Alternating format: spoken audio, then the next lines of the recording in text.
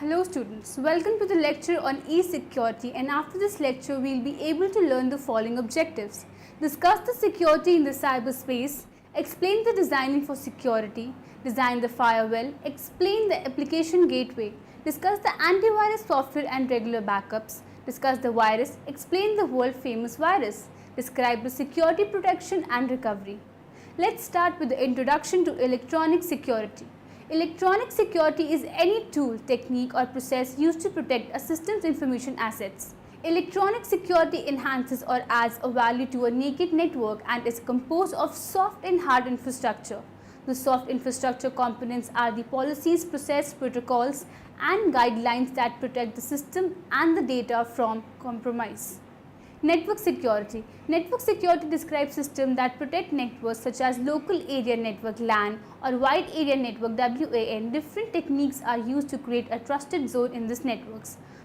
Firewalls protect network by permitting only specified traffic to enter it from the outside. For the internet, for example, firewalls divide the information technology world into two parts, the inside trusted zone and the outside untrusted zone. There are many security issues, however, that firewalls cannot within help. Intrusion detection. Intrusion detection systems provide additional layers of protection, like motion detection systems for homes. They are designed to protect resources after someone has breached the door or window locks. Weakness of security. A major weakness of firewalls and intrusion detection system is that they must be managed continuously. E-commerce security. Companies are doing more and more business on the web as interactions become faster and less expensive.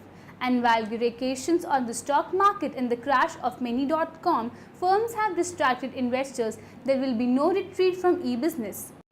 E-commerce connects buyers and sellers over the internet as they conduct business interactions. Though it can be incredibly convenient and productive when used successfully, it is also accompanied by risk. Attackers can steal information during the course of an e-commerce transaction. The importance of secure networks cannot be overstated, and it is important to think critically when designing an e-commerce system. Ross Anderson, a security engineering specialist who teaches at the University of Cambridge, provides a framework to think about such security issues. He proposes 4 major components by which to view a security system: incentives, policy, mechanism, and assurance. Let's take a look at these 4 components in the realm of e-commerce security. There are 3 groups involved in any e-commerce transaction: the customer, the company, and the attacker. Companies can be split into 2 broad groups: for-profit groups and non-profit organizations. For-profit companies have an incentive to use e-commerce to sell their products and services in order to generate profit. Non-profit groups, meanwhile, have an incentive to use e-commerce to get donations as a way to promote their causes and projects. For customers, e-commerce provides access to a larger number of products than they may have immediate physical access to. They can purchase any item and have this item delivered straight to their house. Customers also have the freedom to donate and support causes that they believe in all over the world. Finally, attackers have an incentive to acquire money by stealing the personal information of customers. If an attacker can obtain a buyer's credit card information during an online transaction, he can then use it to make his own purchases later. This discussion about incentives helps us understand exactly what each party gains from e-commerce. Next, let's focus on the policy involved.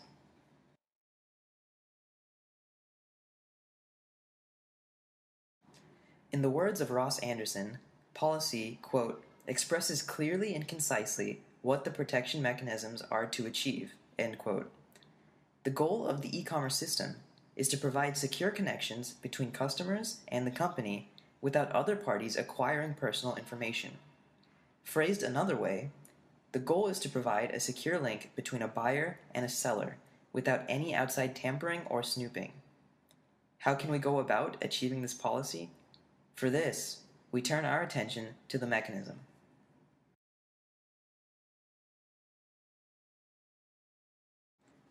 There are 2 protocols that have been used to provide security in online transactions: the Secure Sockets Layer, or SSL, and the Transport Layer Security, or TLS. TLS is the successor of SSL, and these protocols are used by virtually all companies today to establish secure connections with their customers. SSL and TLS consist of many different components. They use public key cryptography, hash functions, data encryption, and message authentication. These components are all used in the handshake phase, which is a series of messages between the customer and the company. The end result of the handshake phase is a secure connection based on a shared secret key between the customer and the company. From here, the two parties proceed to the data transfer phase, where sensitive details, such as credit card information, can be transmitted with confidence. You can tell when your browser establishes an SSL TLS connection with a web page by looking for HTTPS in the URL instead of just HTTP. This S stands for secure, and with most browsers, a symbol usually appears to the left of the URL to indicate that the connection is secure. In Google Chrome, a green lock is displayed. In Safari, a gray box with the word HTTPS is displayed along with the lock. You can get information about the connection description by clicking on these icons.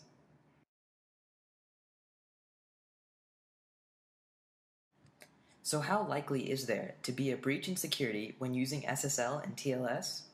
Let's backtrack a little bit. There are different versions of SSL and TLS, each with a different level of security.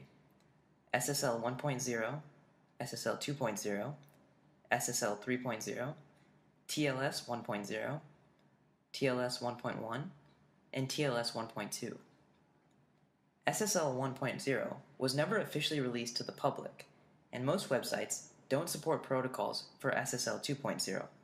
In fact, only about 28% of websites do, according to the organization Trustworthy Internet Movement, which tracks the SSL and TLS capabilities of over 170,000 websites. Most websites today use either SSL 3.0 or TLS 1.0. However, these two protocols are known to have security errors and are therefore prone to attacks. The two newest versions, TLS 1.1 and TLS 1.2, are very secure and don't have any known bugs at this point. Unfortunately, only 10 to 12% of websites currently support TLS 1.1 and TLS 1.2 protocol. It appears that, at present, no single protocol has the availability and the assurance to completely protect a large percentage of e-commerce businesses against known security. Let us now discuss the security in the cyberspace. The cyberspace security policy aimed at protection of information infrastructure in cyberspace, reduce vulnerabilities, build capabilities to prevent the response to cyber threats and minimize damage from cyber incidents through a combination of institutional structures, people, process technology and cooperation.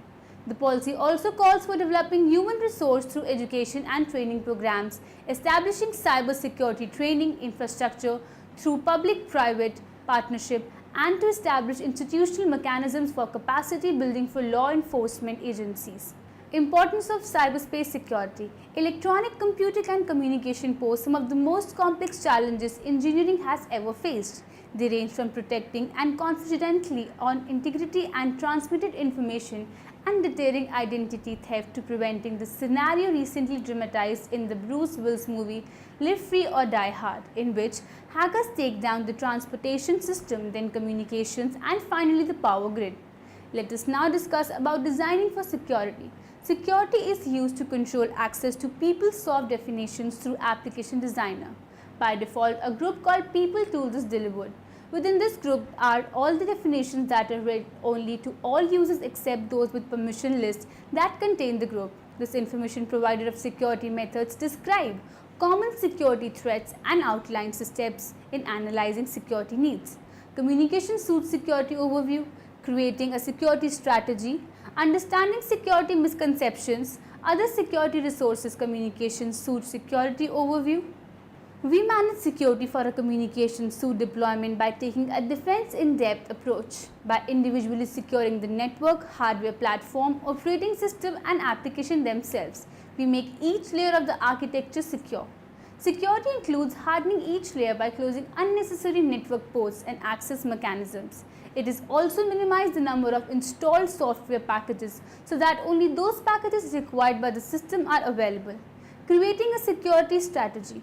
Creating a security strategy is one of the most important steps in planning deployment. Our strategy should meet organization security needs and provide a secure messaging environment without being overbearing to users.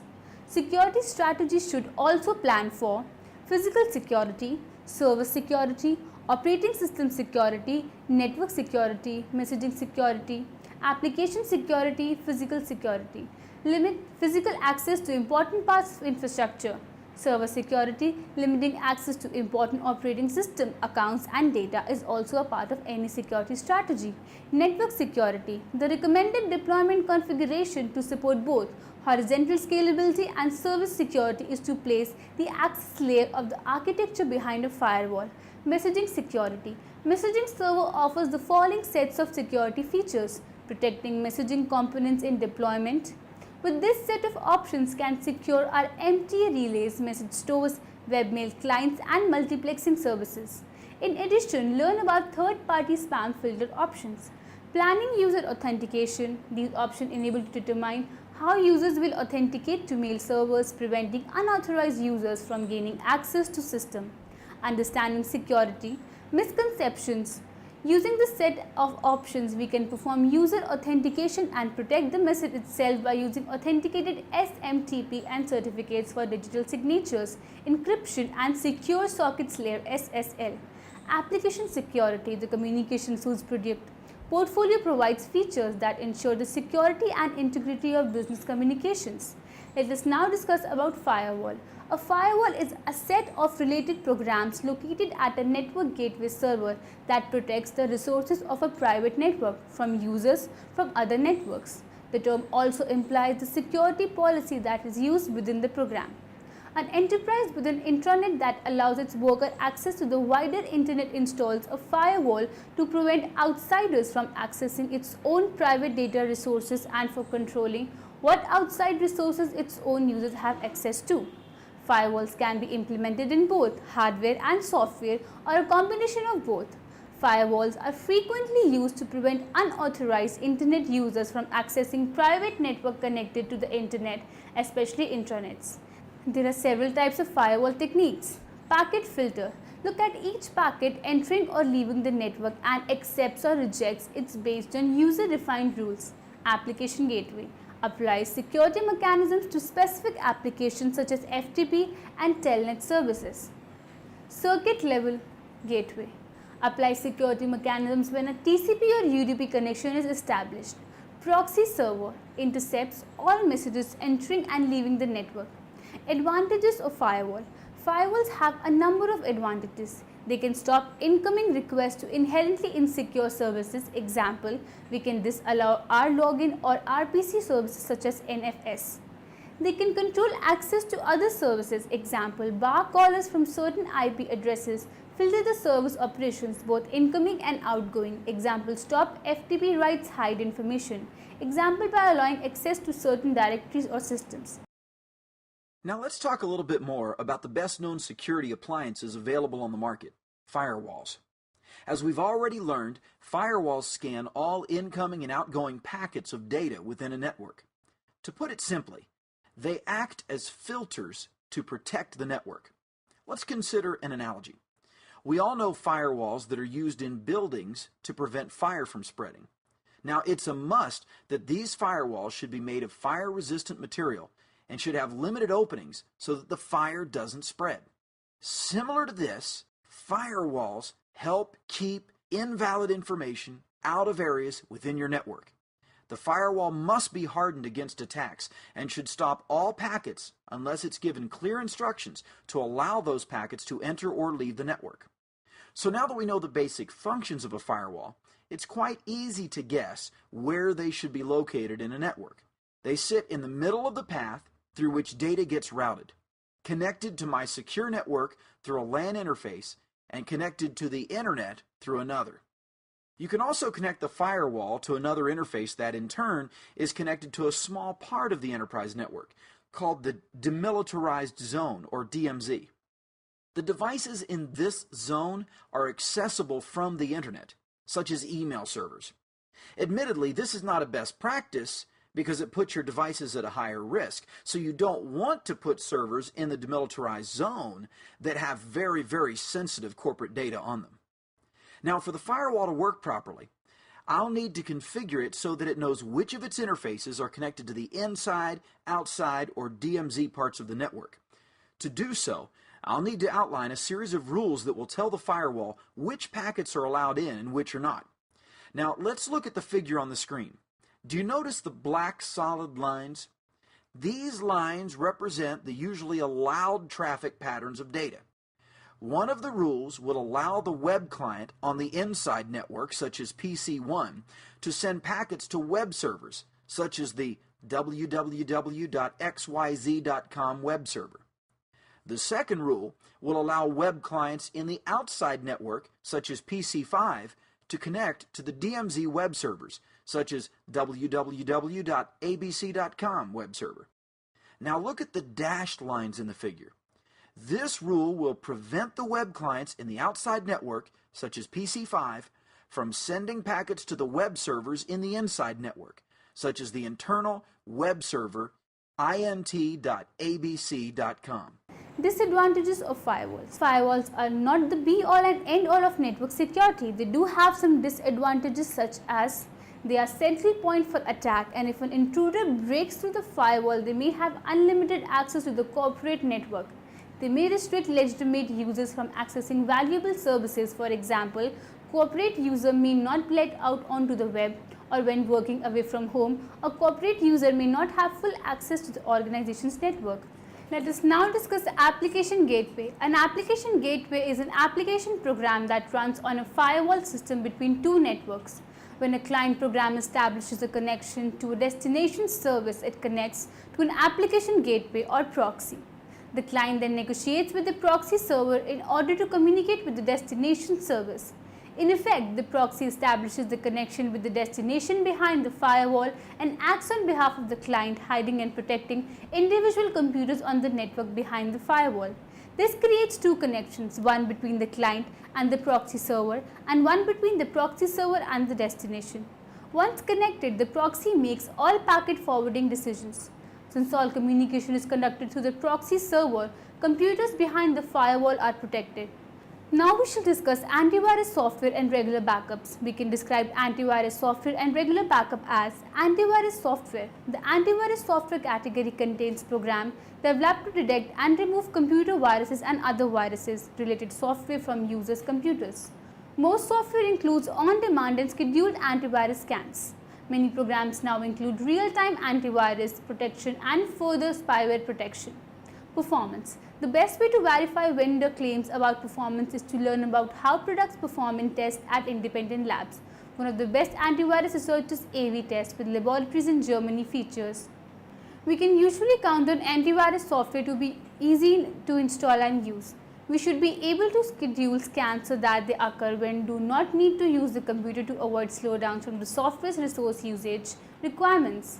Best antivirus software for 2013. When we apply our evaluation criteria to the field of antivirus competitors, there is a product that emerges as best in terms of performance, features, and help and support. Bitfinder Antivirus Plus. In terms of performance, Bitfinder was the top performer at AV Test, a respected independent software test institute that regularly puts Bitfinder and its competitors through their paces to see how they defend against never-seen-before malware. Regular backups. Regular backups are important for all data, but they are critical for logins, credit cards, secure notes, and other information stored in iPassword. When starting over a catastrophe, having easy access to iPassword Agile Keychain file on a current backup a while allowed to get backup and running fast. What to backup? The most important thing to backup is our Agile Keychain file and the file that holds the encrypted copies of all our iPassword informations. Local backups. At this time, iPassword does not support creating backups on external or remote drives like USB flash drives, time capsules, or FTP services in order to ensure the integrity and reliability of backups. Remote backups. While important local backups do not provide any protection from catastrophes such as hard disk failure, to protect from data loss in such a situation, please perform regular backups to a remote drive. Backup methods. Two principal methods of backing up our data are available. To choose which to use, we need to consider ease of use, speed, price, and our own lifestyle. Online backup, cloud backup. The use of online backup, also known as cloud backup, is increasingly popular owing it to added convenience, security, and low cost. We may back up any data from one or two documents or photos to the entire contents of computer with virtually no limitation on storage space. Some providers supply limited storage free of charge, but generally the cost of backup increases proportionally to the amount of data involved. Let us now discuss about computer virus. A computer virus is a program or piece of code that is loaded onto our computer without knowledge and run against our wishes. Viruses can also replicate themselves. All computer viruses are man-made. A simple virus that can make a copy of it over and over again is relatively easy to produce. Even such a simple virus is dangerous because it will quickly use all available memory and bring the system to a halt. An even more dangerous type of virus is one capable of transmitting itself across networks and bypassing security systems. A computer virus has been defined as a set of computer instructions that reproduces itself, and it may attach to other executable code. What does a virus do? The task of a virus is not always destructive, like deleting files that may be important, or something like causing hard drive to crash. How does a virus spread? One of the intents of all types of computer viruses that get installed on computer will be to spread itself. Type of computer viruses. Computer viruses are classified according to their nature of infection and behavior. Different types of computer viruses classification are Trojan horse. A Trojan horse program has the appearance of having a useful desired function. Worms. A worm is a program that makes and facilitates the distribution of copies of itself. Boot sector virus. A virus which attaches itself to a first part of the hard disk that is read by the computer upon boot up. These are normally spread by floppy disk. File virus. File viruses are coded so that they will attach themselves to exe files, compressed files like zip files and driver files. Multipartite viruses, that which has been termed as multipartite viruses, is the types of computer viruses that are both file virus and a boot sector virus. Network viruses. A virus that is especially made for network is uniquely created to quickly spread throughout the local area network and generally across the internet as well. Email viruses. Most of the time, an email virus is one of those type of computer viruses that is generally a macro virus, and it will multiply itself by seeking out the other contacts in an email address book and then send itself to those addresses in hopes that they will activate the virus too. Macro virus. Macro viruses are viruses that use another application's macro programming language to distribute themselves. They infect documents such as MS Word or MS Excel and are typically spread to other similar documents. Memory resident viruses. Memory resident viruses reside in a computer's volatile memory RAM. Rootkit virus. A rootkit virus is an undetectable virus which attempts to allow someone to gain control of a computer system. Polymorphic viruses. A polymorphic virus not only replicates itself by creating multiple files of itself, but also changes its digital signature every time it replicates. Logic bombs. Time bombs. These are viruses which are programmed to initiate at a specific date or when a specific event occurs.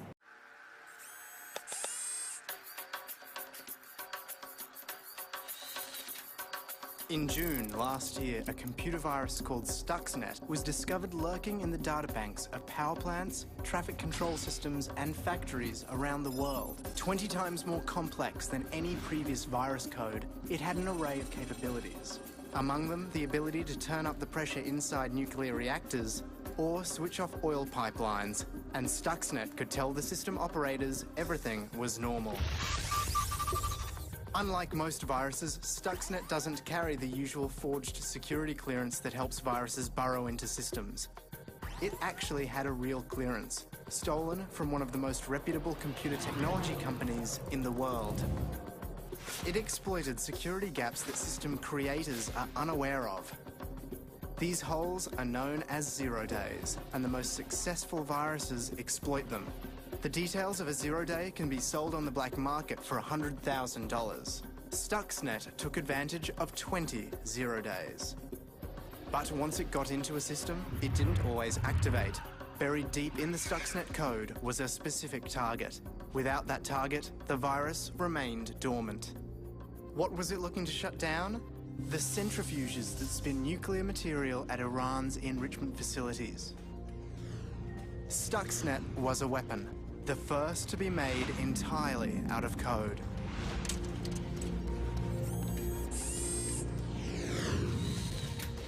The Washington-based Institute for Science and International Security says the virus may have shut down 1,000 centrifuges at Natanz, Iran's main enrichment facility, last year.